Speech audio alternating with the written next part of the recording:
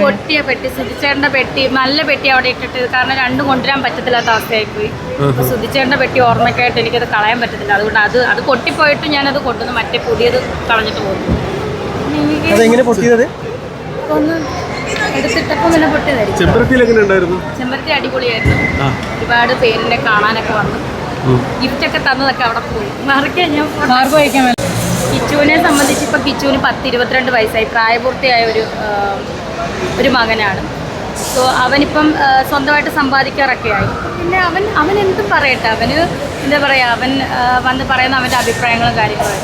ഇപ്പം അതിനകത്ത് വിയോജിപ്പോ കാര്യങ്ങളോ അവൻ ആരോടോ പിണക്കങ്ങളോ ഒന്നുമില്ല. പിന്നെ ഇതിൻ്റെ പുറകിൽ ആരൊക്കെയാണ് കളിച്ചതെന്നും എന്തിനാണ് മാനിപ്പുലേറ്റിംഗ് നടത്തി, അതുപോലെ തന്നെ എല്ലാവരും റീച്ചിന് വേണ്ടിയിട്ടാണ് ചെയ്യുന്നത്.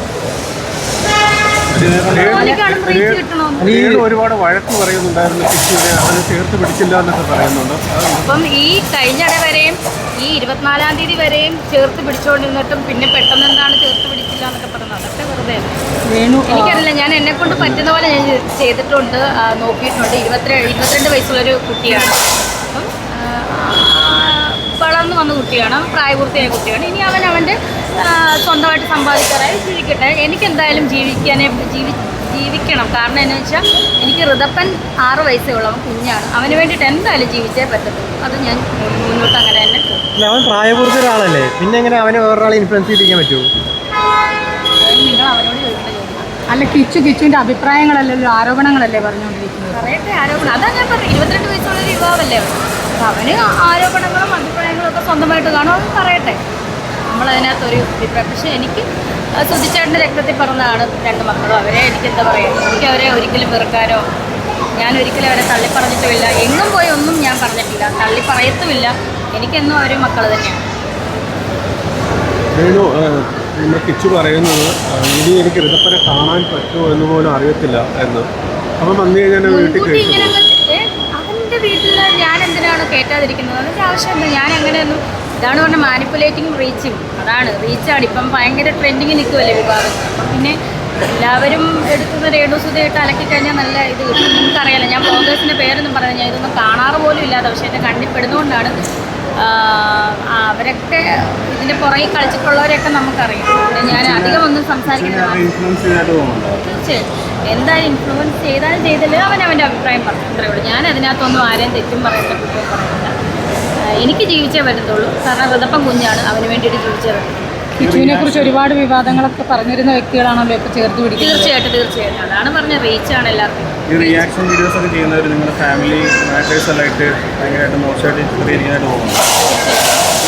കാരണം ഫാമിലിക്കകത്ത് ഒതുങ്ങേണ്ട വിഷയമാണ്. ഭയങ്കര ഒന്നും പറയുന്നില്ല. ജാസി ശ്രീലക്ഷ്മിയൊക്കെ കണ്ടിട്ടുണ്ട്.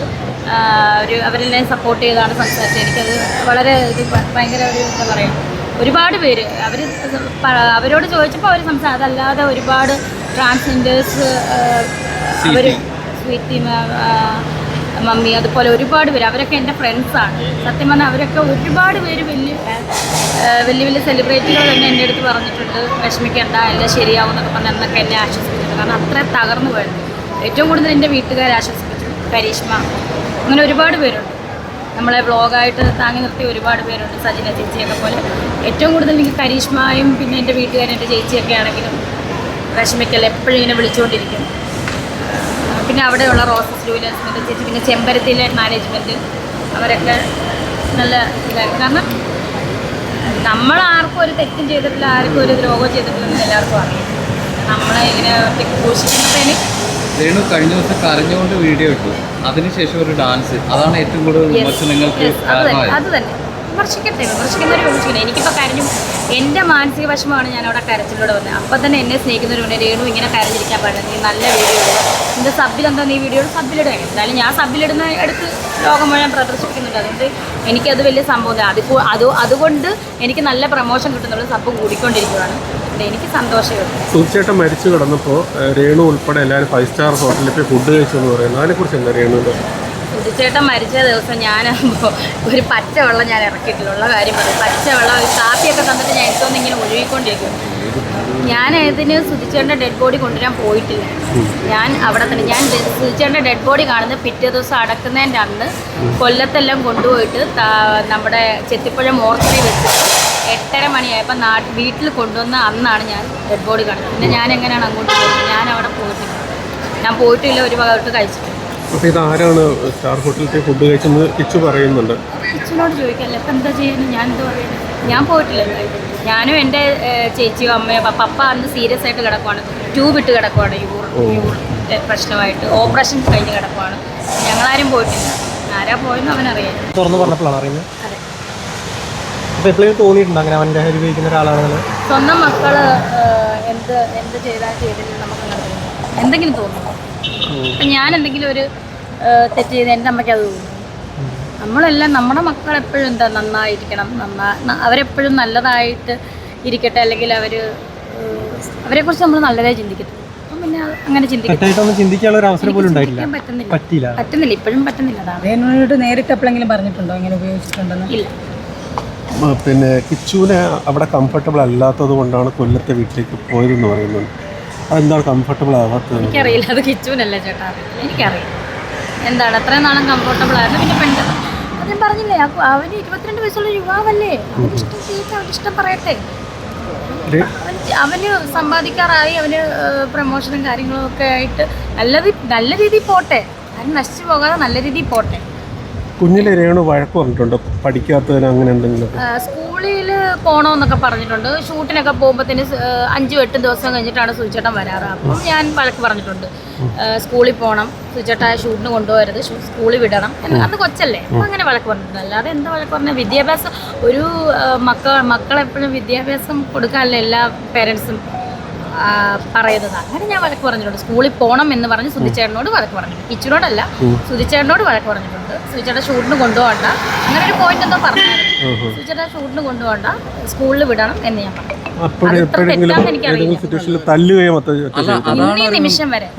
ഇന്നീ നിമിഷം വരെ ഞാൻ തല്ലിയിട്ടില്ല. ഋതപ്പനെ തല്ലിയിട്ടില്ല, ഞാൻ ആരും തല്ലിയിട്ടില്ല. അങ്ങനെ ഞാൻ തല്ലിയിട്ടില്ല.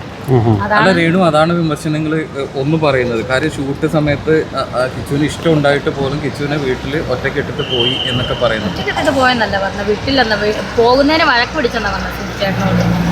ഞാൻ പറഞ്ഞ സ്കൂളിൽ പോകുന്ന പിള്ളേർ സ്കൂളിൽ പോകണ്ടേ, അതിന് സുചേട്ടനുമായിട്ട് ഞാൻ വഴക്ക് പിടിച്ചിട്ടുണ്ടായിരിക്കും. അമ്മയല്ലേ. ശരി രേണു, ഇതിനെല്ലാം ഒരു കൺക്ലൂഷൻ പ്രേക്ഷകർക്കൊന്ന് കൊടുക്കാവൂ? എന്താ പറയുന്നത്? അല്ല, മൊത്തത്തിൽ ഇപ്പോൾ ഒരു വിവാദം ഇങ്ങനെ നടന്നുകൊണ്ടിരിക്കുകയാണ്. മകൻ എതിരെ തീരുന്നു, കുറേ ബ്ലോഗേഴ്സ് കുറേ കാര്യങ്ങൾ പ്രചരിപ്പിക്കുന്നു. ഇതിൻ്റെ സത്യാവസ്ഥ എന്നെ അവിടെ നേരിട്ട് ആര് കണ്ടാലും എന്നെപ്പറ്റി ഒരു നെഗറ്റീവ് ആരും ഇന്നുവരെ പറഞ്ഞിട്ടില്ല. കാരണം അവിടെയൊക്കെ വരുന്നൊരു ദൈവമേ, ഈ കൊച്ചിനെയാണോ ഈ കിടന്ന് ഈ സോഷ്യൽ മീഡിയ ഈ ആൾക്കാരും അല്ലേ ഈ കിടന്ന് തെറി വിളിക്കുന്നതെന്ന് അവർ പറഞ്ഞിട്ടുണ്ട്. എൻ്റെ സംസാര രീതിയാണ് എന്താണെന്ന് എനിക്കറിയില്ല. എന്തായാലും വിവാദങ്ങൾ നടന്നുകൊണ്ടിരിക്കുന്നു. എനിക്ക് ഇപ്പം എന്താ പറയുക, എനിക്ക് മരിക്കാനൊന്നും പറ്റത്തില്ല. എനിക്ക് എൻ്റെ സബ്സ്ക്രിപ്ഷൻ എനിക്ക് എന്തായാലും നിർത്താൻ പറ്റത്തില്ല. ഞാൻ എന്തായാലും സബ്സ്ക്രിപ്ഷന് ഞാൻ ഇങ്ങനെ തന്നെ മുന്നോട്ട് പോകും. അതുപോലെ എൻ്റെ ജോലി, എൻ്റെ ആൽബങ്ങളും എൻ്റെ സിനിമയാണേലും എൻ്റെ ഇനോഗ്രേഷനും കാര്യങ്ങളുമായിട്ട് ഞാനൊരു സൈഡിൽ കൂടെ പോകും. ഞാൻ ആരെയും തള്ളി പറഞ്ഞിട്ടില്ല. ഇന്നീ നിമിഷം വരെ ഒരു മനുഷ്യനെ ഞാൻ കുറ്റവും പെടുത്തിയിട്ടില്ല. എനിക്ക് ആരെയും തള്ളി പറയാനോ പറ്റില്ല. രേണുവിനെ ചേർത്ത് പിടിക്കുന്ന സപ്പോർട്ട് ചെയ്യുന്ന കുറേ ആൾക്കാരുണ്ട്, അവരോട് എന്താ പറയുക? അവർക്ക് സത്യം പറഞ്ഞാൽ ഉള്ളിൻ്റെ ഉള്ളിൽ ഒരുപാട് വലിയൊരു താങ്ക്സ് ആണ്. കാരണം എന്നെ ചേർത്ത് പിടിക്കാൻ ഇത്രയും പേരുണ്ടല്ലോ, അത് ഭയങ്കര. ആരൊക്കെ ഏറ്റവും കൂടുതൽ ഓർമ്മിക്കാൻ പറ്റിയ മുഖങ്ങൾ? എൻ്റെ വീട്ടുകാർ, കരീഷ്മ, അതുപോലെ എനിക്ക് നല്ല ബ്ലോഗേഴ്സ് ഒക്കെ. ശ്രീലക്ഷ്മിയൊക്കെ തുടക്കത്തിൽ രേണുവിനെ കുറിച്ച് നെഗറ്റീവായിട്ട് പറയുന്നുണ്ട്, പക്ഷെ ഇപ്പൊ ഭയങ്കരമായിട്ട് പോസിറ്റീവ് പറയുന്നുണ്ട്, മനസ്സിലാക്കി സപ്പോർട്ട് ചെയ്യുന്നുണ്ട്. തീർച്ചയായിട്ടും. അപ്പൊ ശ്രീലക്ഷ്മിയായിട്ടുള്ള ഒരു ബന്ധം എങ്ങനെയായിരുന്നു? ശ്രീലക്ഷ്മി എൻ്റെ ഫ്രണ്ട് തന്നെയാണ് നേരത്തെ തൊട്ട്. അപ്പം അതിൻ്റെ ഇടയ്ക്ക് ഞാനൊരു ബിഗ് ബോസിനൊക്കെ ഇറങ്ങിക്കഴിഞ്ഞപ്പോൾ കുറച്ച് മാനസികമായിട്ട് പ്രശ്നമായിട്ട് ഒരു ആൽബത്തിന് വെച്ച് അവളെ കണ്ടിട്ട് ഞാനാണ് എൻ്റെ ഭാഗത്തു നിന്നാണ്, ഞാൻ മൈൻഡ് ചെയ്തില്ല. വേറൊന്നുമല്ല, ഞാൻ വേറെ എന്തോ ചിന്തയിലായിരുന്നു. അപ്പോൾ അവൾക്ക് എന്തോ ഹേർട്ട് ചെയ്ത് കാണും, അതുകൊണ്ടായിരിക്കും അവളങ്ങ് നെഗറ്റീവ്. ഇപ്പം എന്തായാലും ഒരു പ്രശ്നവുമില്ല, ഞങ്ങൾ തമ്മിൽ സപ്പോർട്ട് ചെയ്ത് സംസാരിച്ചു. അടുത്ത സുഹൃത്തായിരുന്നു. അതുപോലെ തന്നെ ഹോസ്പിറ്റലിൽ ഒരു പ്രാവശ്യം ഞാൻ ആക്സിഡന്റ് ആയപ്പോഴത്തേന് എൻ്റെ സ്റ്റാറ്റസ് കണ്ട് ഓടി വന്നതാണ്. പിന്നെ എന്തോ പെട്ടെന്ന് ഇത്രയും അടുത്ത സുഹൃത്ത്? ഞാൻ പറഞ്ഞല്ലോ, ഞാനൊരു ആൽബത്തിന് വന്നപ്പോൾ അവൾക്ക് ഞാൻ വേറെ ഞാൻ മൈൻഡ് ചെയ്യാതെ പോയി. അതായിരിക്കണം. അതാ ഞാൻ പറഞ്ഞത്. ഇപ്പൊ ഞാൻ അതാ പറഞ്ഞത്, എൻ്റെ സ്റ്റാറ്റസ് കണ്ടിട്ട് ഓടി വന്നു. ഇപ്പൊ പഴയ പോലെ സുഹൃത്തുക്കളായി. ചേച്ചി അതുപോലെ തന്നെ ചേച്ചി മാസം മാസം ഇനോഗ്രേഷൻ എന്ന് പറഞ്ഞ് ദുബായിലോട്ടൊക്കെ പോകുന്നുണ്ട്. അത് എന്തിനാണ്, എങ്ങനെയാണ്? ഇനോഗ്രേഷൻ പോകുന്നു. അതൊക്കെ തിരക്കണമെന്നൊക്കെ പറഞ്ഞു. പിന്നെ ഈ ഇവിടെ എയർപോർട്ട് എയർപോർട്ടിനകത്തിരിക്കുന്നവരൊക്കെ എല്ലാം ബുദ്ധിയുള്ളവരല്ലേ, അവർ വെറുതെ എന്നെ കടത്തി വിടുമോ? ഈ പെട്ടിയും പ്രമാണവും എല്ലാം സ്കാൻ ചെയ്തിട്ടില്ലേ കയറ്റി വിടുന്നത്? തീർത്താത്ത പറയട്ടെ, പറയുന്നത് തീർത്താത്ത പറഞ്ഞുകൊണ്ടിരിക്കട്ടെ, പറയുന്നവർ പറയട്ടെ. ഡ്രഗ് മാഫിയയുടെ കാരിയറാണ് എന്നൊക്കെയാണ്. അവിടെ അമ്മച്ചിയാ ഡ്രഗ് മാഫിയയുടെ കാര്യം, ആർക്കും അവർക്ക് എന്തുകൊണ്ടാണ് അവക്ക് എന്താന്ന് വെച്ചാൽ അവക്ക് ദേഷ്യം. അവളെ ഞാൻ നേരിട്ട് പോലും കണ്ടിട്ടില്ല. അവക്ക് കാല് നേരെ നടക്കാൻ പോലും ഇല്ലാത്ത ഒരുത്തിയാന്ന് എനിക്ക് മനസ്സിലായി. അവൾക്ക് കാലും 3 or 4 ഭർത്താക്കന്മാരുണ്ടായിരുന്നു. അവൾക്ക് വിധവയൊന്നുമല്ല, അവള് വിധവയാന്ന് പറഞ്ഞത്. ഇപ്പം 3 or 4 മാറി ഭർത്താക്കന്മാരൊക്കെ ഉള്ളവളാണ്. എനിക്കറിയത്തില്ല അവൾക്ക് എന്താ സോക്കേടെന്ന് എനിക്കറിയത്തില്ല. അവളെ തന്തയായിരിക്കും മറ്റേ ഇത് കൊണ്ടുവരുന്നത്. ആരാധകരോട് ഒരുപാട് സന്തോഷം. ആരാധകരെന്ന് ഞാൻ പറയത്തില്ലല്ലോ, എന്നെ സ്നേഹിക്കുന്നവരുടെ അടുത്ത് ഒരുപാട് സന്തോഷം. വീണ്ടും എന്നെ സ്നേഹിക്കുക. ഞാൻ ആരെയും ഇന്ന് വരെ ഒരു കുറ്റവും പറഞ്ഞിട്ടുമില്ല, തള്ളിക്കളഞ്ഞിട്ടുമില്ല, പറയത്തുമില്ല. ഞാൻ കഷ്ടപ്പെട്ട് ഇതുവരെ എത്തിയതാണ്. ഇനി അങ്ങനെ തന്നെ മുന്നോട്ട് പോകും. എനിക്കിപ്പം സൂയിസൈഡൊന്നും ചെയ്യാൻ പറ്റത്തില്ല. എല്ലാവരും ആഗ്രഹിച്ചു ഞാൻ സൂയിസൈഡ് ചെയ്താൽ മതിയായിരുന്നു ആഗ്രഹിച്ചവർ വെറുതെ ആ വെള്ളം അങ്ങ് വാങ്ങി വെച്ചേക്ക്, ഞാൻ മുന്നോട്ട് തന്നെ പോകും. മനസ്സിലായോ? എനിക്കൊരു സോഷ്യൽ മീഡിയയിൽ ഞാൻ എടുത്ത് താഴെ ഇട്ടാൽ പോലും എനിക്കറിയാവുന്ന പണി ചെയ്ത് ഞാൻ ജീവിക്കും. ഇതും എനിക്കറിയാവുന്ന പണി തന്നെ. ഈ ചെറിയ ആൽബവും കാര്യങ്ങളും ഇനോഗ്രേഷനും ഒക്കെ അറിയാവുന്ന പണി തന്നെ. നന്നായിട്ട് തന്നെ മുന്നോട്ട് പോകുന്നുണ്ട്. പിന്നെ നിങ്ങളുടെ ഓരോരുത്തരുടെ സപ്പോർട്ടാണ് എന്നെ ഇങ്ങനെ പിടിച്ചു നിർത്തുന്നത്. പിന്നെ ദൈവത്തിൻ്റെ അനുഗ്രഹം, സുധിച്ചേട്ടൻ്റെ അനുഗ്രഹം എപ്പോഴും എൻ്റെ കൂടെ ഉണ്ടെന്ന് തന്നെ വിശ്വസിക്കുന്നു. മറ്റൊരു കാര്യം കൂടെ, യുഎയിലായിരുന്നു റസൽ കൈമയിൽ. അവിടെ കുറേ ഇഷ്യൂസ് കാര്യങ്ങളൊക്കെ ഉണ്ടെന്ന് പറഞ്ഞു. ഫ്ലൈറ്റ് ഡിലേ ആയി. എന്താണ് അവിടുത്തെ അവസ്ഥ? ഒരു പ്രശ്നവുമില്ല. നല്ല നമ്മളെല്ലാം നല്ല സേഫ് ആയിട്ട്. കാരണം അവിടുത്തെ ഭരണം അറിയാലോ, ഏറ്റവും നല്ലൊരു എന്താ പറയുക, നല്ല രീതിയിലുള്ള ഭരണമാണ് യുഎയിൽ. അവിടുത്തെ കിങ്സ് അല്ലേ അവിടെ. എന്തായാലും നല്ല രീതിയിലുള്ള രേണുവിന്റെ മെസ്സേജിൽ അലേർട്ട് വന്നോ? എൻ്റെ ഫോണിൽ വന്നില്ല, എൻ്റെ അടുത്തുള്ളവരുടെ ഫോണിലൊക്കെ വന്നതായിരുന്നു. അതിങ്ങനെ വരുമല്ലോ അലേർട്ട്. ഇപ്പൊ കുഴപ്പമൊന്നുമില്ല, അടിപൊളിയായിട്ട് സേഫ് ആയിരുന്നില്ല. ഓഫർ വന്ന ഇല്ല, എന്തിനാ വെറുതെ. അതുപോലെ ഈ സബ്സ്ക്രിപ്ഷൻ എടുത്തിട്ട് റീപോസ്റ്റ് ചെയ്യുന്നത് അവർക്കെതിരെ എന്താണ് ചെയ്യാൻ പോകുന്നത്? അവർക്കെതിരെ എനിക്ക് സന്തോഷമുള്ളൂ. അവരല്ലേ എനിക്ക് പ്രൊമോഷൻ ചെയ്യുന്നത്. അവർ സ്ക്രീൻഷോട്ട് എടുത്തിടും. ഇതിനകത്ത് എന്തായാലും കാണിക്കുന്നറിയാം. ആൾക്കാർ വന്ന് സബ്ബിടും. അല്ല, ഇപ്പൊ പൈസ കൊടുത്തിട്ട് ചെയ്യുന്നവർ അങ്ങനെ കുറെ റീല് വരുന്നുണ്ടല്ലോ. പൈസ കൊടുത്ത് ചെയ്യുന്നവർ സ്ക്രീൻഷോട്ടല്ലേ എടുക്കാൻ പറ്റത്തുള്ളൂ. എടുക്കട്ടെ, മുഴുവൻ എടുത്ത് ഇടാൻ പറ്റത്തില്ലല്ലോ. അവർ എടുക്കട്ടെ. എനിക്കങ്ങനെ ഇങ്ങനെ വന്നായിരുന്നു കുറച്ച് പേര്. ചേച്ചി ഞങ്ങളൊക്കെ സബ് ചെയ്തിട്ട് ഇവർ സ്ക്രീൻഷോട്ട് എടുക്കുവാണല്ലോ ചേച്ചി, എന്താ പറയാ എന്നൊക്കെ ചോദിച്ച് കുറേ പേര് ഇങ്ങനെ സംസാരിച്ചിട്ടുണ്ടെങ്കിൽ ഞാൻ എന്ത് ചെയ്യാനും. ഇനി സബ്സ്ക്രൈബ് ചെയ്യാനുള്ളവരോട് എന്താ പറയാനുള്ളത്? നിങ്ങൾ സബ്സ്ക്രൈബ് ചെയ്യാനുള്ളവരോട് ഞാൻ എന്ത് പറയണേ, ഇഷ്ടമുണ്ടെങ്കിൽ നിങ്ങൾ സബ്സ്ക്രൈബ് ചെയ്യുക. അതെന്താ പൈസ ഒറ്റ അടിക്ക് ഒരു കൂട്ടില് കൂട്ടിയേ? എത്രയായി? ഇടിച്ചൊക്കെ കേറിയല്ലേ? 49. നീ നേരത്തെ ചെയ്യാത്തെന്താ? എന്തായാലും ഭയങ്കര. ഞാനൊക്കെ 99 ഉണ്ടായിരുന്നപ്പോഴേ ചെയ്തു. 49.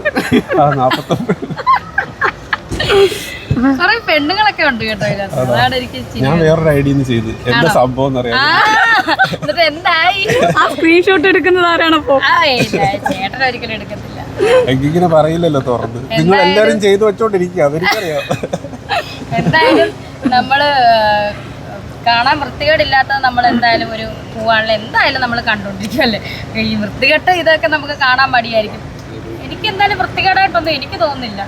ഞാൻ ഈ ആൽബത്തിനകത്തൊക്കെ കാണിക്കുന്നതൊക്കെ തന്നെയാണ് സബിനകത്തും കാണിക്കുന്നത്. പിന്നെ ഇച്ചിരി മെനയുണ്ട്, കോലമുണ്ട്, ഭംഗിയുണ്ട്. എനിക്ക് കൂടുതൽ എന്തെങ്കിലും പ്രതീക്ഷിക്കാൻ പറ്റുമോ അതിൽ? എന്തിനാ എക്സ്ക്ലൂസീവ് കണ്ടിട്ട് പുറത്തുവിടാല്ലേ വേണ്ട. അതുകൊണ്ട് ഇതൊക്കെ മതിയെന്നേ. പുതിയ വെറൈറ്റി സാധനങ്ങളൊക്കെ ഇറക്കുന്നതായിരിക്കും. മുട്ടായി തിന്നുന്നതും നാരങ്ങ തിന്നുന്നതും. അത് മാത്രമേ പ്രതീക്ഷിക്കാൻ പറ്റുള്ളൂ. റേറ്റ് കൂട്ടാൻ പോകണോ അടുത്ത ഈസ്റ്റർ കഴിയുമ്പോ? ഇല്ല, നമുക്ക് ഓഫർ എത്ര ഓഫർ? അല്ല ഇപ്പോഴത്തെ റേറ്റ് 199 അല്ലേ? 180 ആണ്, 199 ആണ്. എത്ര കൂട്ടിയാലും എടുക്കും ആരാധകര്. തീർച്ചയായിട്ടും ആരാധകർ ഒരുപാട് ഫാൻസ് ഉണ്ട് എനിക്ക്. അതാണ് മെസ്സേജൊക്കെ വരാറുണ്ട്. ശരി, ഓക്കെ. താങ്ക് യു കേട്ടോ. അടുത്ത പ്രോഗ്രാമിന് കാണാം. എല്ലാ വട്ടവും വന്നപ്പം എയർപോർട്ടിൽ വന്ന് ഹാപ്പി ആയിട്ടൊരു പാട്ട് പാടുന്ന, ഈ പ്രാവശ്യം പാട്ടില്ലാതെ പോയാൽ ശരിയാകത്തില്ല. പാട്ട് പാടാനുള്ളൊരു മൂടൊന്നും ഇല്ല. അതാ പറഞ്ഞേ, രേണുവിന്റെ ഹാപ്പിനെസ് അറിയണമെങ്കിൽ ആ പാട്ട് കേൾക്കാം. ഹാപ്പിയാണ്. ഒരു 2 ലൈൻ മതി. മൂടം ഒന്നാമത് ഉറങ്ങി തൂങ്ങിയാ വന്നത്. ഇന്ന് തിരുവല്ല നരേന്ദ്രമോദി എങ്ങനെ പോകും? ഞാൻ തിരുവല്ലല്ലോ പോകുന്നത്. വരട്ടെ, നല്ല കാര്യമല്ലേ, പ്രൈം മിനിസ്റ്റർ വരുന്നത് നല്ല കാര്യമല്ലേ. ബ്ലോക്ക് ആണോ? ബ്ലോക്ക് ആയിരിക്കും അല്ലേ. അതപ്പം എന്ത് ചെയ്യണം? ഫോണൊന്നും ഇല്ലല്ലോ കയ്യിൽ, അടുത്ത വിവാഹമായിട്ടൊക്കെ വയ്യായിരിക്കും. ഫോണൊക്കെ കൊണ്ട് എടുത്ത് മാറ്റിക്കോ. ഓക്കെ ആണോ? അപ്പോൾ രേണു പോവാണോ? പ്രോഗ്രാമിന് കാണാം. രേണു പോവാണോ? ഇവിടെ കിടക്കാൻ പറ്റത്തില്ലല്ലോ. എന്താ സിനിമണ്ണേ. ക്ലാസ് വെച്ചിരുന്നു. ഗ്ലാസിന്റെ വില ഗ്ലാസിന്റെ വില നമ്മുടെ നാട്ടിൽ നിന്ന് മേടിച്ചോണ്ട് നല്ല ബ്രാൻഡാണല്ലോ. നല്ല ബ്രാൻഡാണല്ലോ. ബ്രോഡ്വേ ആണോ? അല്ല, രേണു പ്രാധാന്യം കൊടുത്തിരുന്നത് ആദ്യം അമ്മയെന്ന് വിളിച്ച ആള് കിച്ചുവാണ്. അപ്പൊ കിച്ചുവിന് തന്നെയാണ് പ്രാധാന്യം കൊടുക്കുന്നത്. ഇപ്പോഴും അവനല്ലേ മൂത്ത മകൻ. എന്റെ മനസ്സിൽ അങ്ങനെയാണ്. ഇനി അവര് ഉള്ളവരെങ്ങനെയാ കാണുന്നത്, കിച്ചുവിനെ കാണുന്നതെന്ന് എനിക്കറിയില്ല. എന്തായാലും ഞാൻ മകനായിട്ട് തന്നെ കണ്ടതാണ്. രേണു ഇങ്ങോട്ട് നോക്കൂ. വ്യക്തമാണ്. പിന്നെ രേണുവിന്റെ പാദസരം, പുതിയ പാദസരം കാലിന് ആരാധകർ വന്നതോടുകൂടിയാണോ പുതിയ പാദസരമൊക്കെ മേടിച്ച്? അപ്പൊ സബ് ചെയ്തിട്ടുണ്ടെന്ന് അർത്ഥം. എന്റെ ഇത് എനിക്ക് ചേച്ചി മേടിച്ചതാണ്. ചേച്ചിയാ? എന്റെ സ്വന്തം ചേച്ചി. രേണു മറ്റേ ക്ഷേത്രം പണിയുന്ന ആള് ഇപ്പൊ കോണ്ടാക്ട് ഉണ്ടോ? തീർച്ചയായിട്ടും ഉണ്ട്. ദേവിയുടെ കാൽപാദങ്ങൾ മാത്രം കണ്ടു. കാൽപാദങ്ങൾ മാത്രം കാണാൻ. രേണുവിന്റെ കാലിനോടാണോ അയാൾക്ക് പ്രേമം? അതെ, തീർച്ചയായിട്ടും വളരെയധികം പ്രേമമാണ്. സ്ലേവാ അല്ലേ? അടിമ. അടിമ. പുള്ളി സബ്സ്ക്രൈബ് ചെയ്തിട്ടുണ്ടോ? അടിമക്കണ്ണ്. കാല് കാണാൻ വേണ്ടി സബ്സ്ക്രൈബ് ചെയ്തിട്ടുണ്ടോ? ആ, കാലും കാണാൻ വേണ്ടി സബ്സ്ക്രൈബ് ചെയ്തിട്ടുണ്ട്. പൊക്കോട്ടെ. ഓക്കെ രേണു, അപ്പോൾ അടുത്ത പരിപാടി കാണാം. ശരി, ഓക്കെ ബൈ. ഇനോഗ്രേഷൻ ഉണ്ട്. ഒരു ബൈ പറഞ്ഞു. Bye bye. ഈ ചിരി എപ്പോഴും മുഖത്ത് വേണ്ടോ? ഈ ചിരി എപ്പോഴും മുഖത്ത് വേണം പറയാം. ആയിക്കോട്ടെ. ഉണ്ടാവില്ലേ? തീർച്ചയായും. സബ്സ്ക്രൈബ് ചെയ്യാത്ത ആരാധകർക്ക് ഒരു ഉമ്മ. സബ്സ്ക്രൈബ് ചെയ്യാത്ത ആരാധകർ ഒരു ഭയം കൂടി പറഞ്ഞേക്ക്. ബൈ. Okay bye. കോട്ടെ. എത്രയും പെട്ടെന്ന് ചെയ്യുക അല്ലേ, റേറ്റ് കൂടുതലും എല്ലാവരും. റേറ്റ് കൂടുതലും ചെയ്യുക, കാണുക. Okay, set.